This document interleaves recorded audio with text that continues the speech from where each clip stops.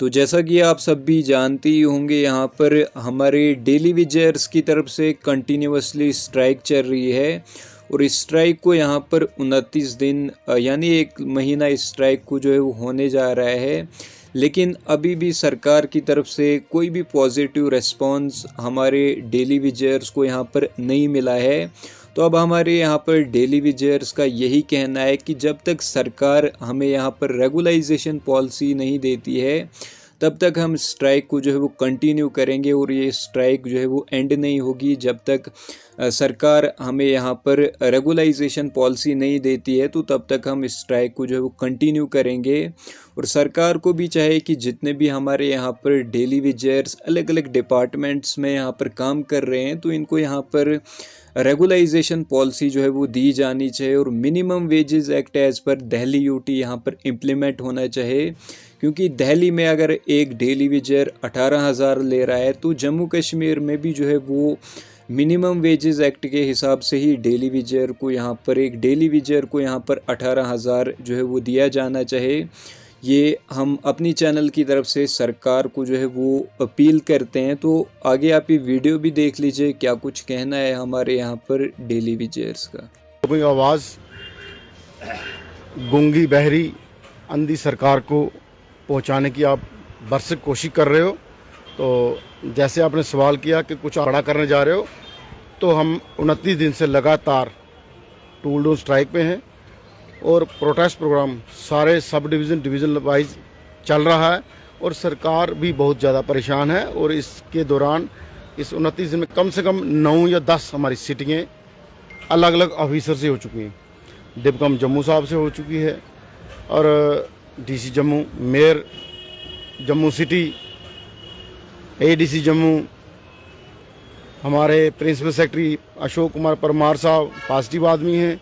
और पहली बार ऐसा लगा कि कोई ऑफिसर झूठ नहीं बोलने वाला, गोल घुमाने वाला नहीं है। उन्होंने जो भी आज तक कहा सीधा स्पष्ट कहा। काफ़ी मुद्दों पे सहमति बनते रह जाती या बन जाती है, लेकिन हमारा जो मेन मुद्दा है रेगुलर पॉलिसी। रेगुलाइजेशन के बाद हमारी बाकी डिमांड है। और आज की डेट में आपको मैं चौधरी साहब ये कह दूं कि daily wager casual wager Jammu province का हो या जम्मू कश्मीर यूटी का हो, उसको ये चीज़ समझ लगी है कि सामने इलेक्शन खड़ी है।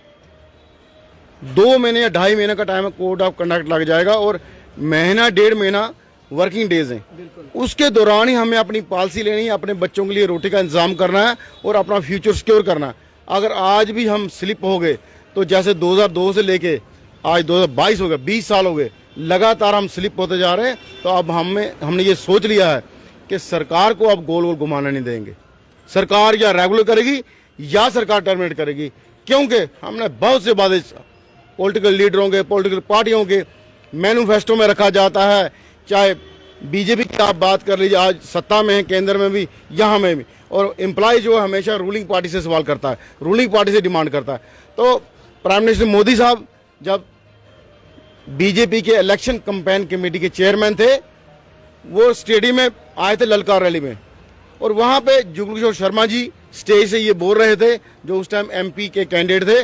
और टॉप क्लास लीडरशिप जिसमें डॉक्टर जितेंद्र सिंह जी, कविंद्र गुप्ता या बाकी रविंद्र राणा जी, सभी लोग वहाँ बैठे थे। इनके सामने ये कहा गया कि जम्मू कश्मीर में धारा 370 टूटने के बाद अगर कोई बड़ी प्रॉब्लम है तो 60,000 कैजुअल लेबर है। और उसमें सबसे बड़ी जो बात है, पीएचई और पीडीडी 2 डिपार्टमेंट एसेंशियल हैं जो दिन रात करते हैं, जिनको कोई सुविधा नहीं है, कोई सिक्योरिटी इक्विपमेंट्स नहीं है, मेडिकल की फैसिलिटी नहीं है। पीडीडी के लिए अनाउंसमेंट कर दी गई। हम भी सोशल सर्विस, एसेंशियल सर्विस, हम भी समाज में रहते हैं, हमने कोविड के दौरान भी काम किया है, लेकिन हमारे साथ सोतेला व्यवहार क्यों, ये आज तक हमें समझ लगा। एक सवाल मेरा यहाँ पर है, जब भी वो हमारे पे राजनीति करते हैं, वोट बैंक की राजनीति समझते हैं। हम उन लोगों जैसे नहीं हैं। हमें अपने लोगों का ख्याल है। हमने पानी बंद नहीं किया, हम लोगों ने सिर्फ काम छोड़ा है। परमानेंट एम्प्लॉय काम कर रहा है और हमने कहीं भी खलल नहीं डाला। इतनी लंबी स्ट्राइक हो या एजिटेशन हो तो बड़े सारे नुकसान होते हैं, स्टेशनों को नुकसान किया जाता है। लेकिन हमारे जितना फ्रंट के लोग थे, जैसे होशियार सिंह थे, रवि हंस जी हैं, नवदीप जी हैं, मोहन लाल जी हैं, हमारी कमेटी ने ये पहले ही डिसाइड किया था। इसी की ये हमारी रोजी रोटी है, हमें इसको नुकसान नहीं पहुंचाना है।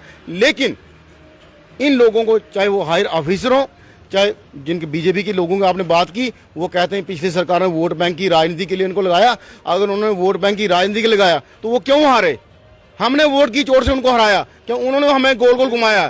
तो अब नंबर इनका भी है, ये मत सोचें हमारा कुछ रहे ना रहे, हमारा कुछ रहे ना रहे, लेकिन इनका भी रहने नहीं देंगे। अब हम छोड़ने वाले नहीं है, पॉलिसी इनको देनी पड़ेगी।